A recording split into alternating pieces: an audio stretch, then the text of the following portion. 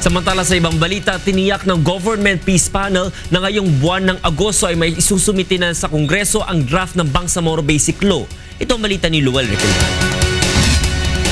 Hindi nakatutok ang Administrasyong Aquino sa kasalukuyan sa politika o sa paparating na 2016 presidential elections.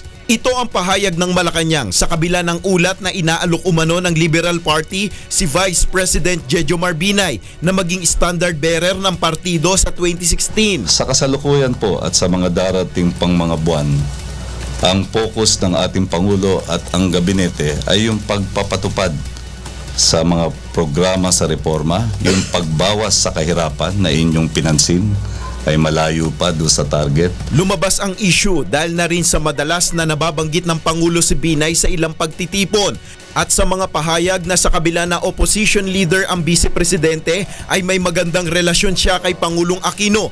Gayunpaman, ayaw nang magkomentaryo ng palasyo sa isyung ito.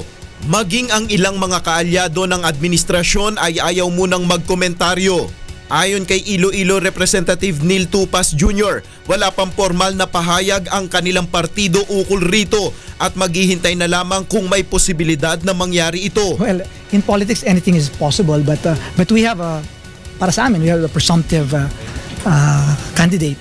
Nothing is impossible in politics. Nel Maribuhok, UNTV News Worldwide.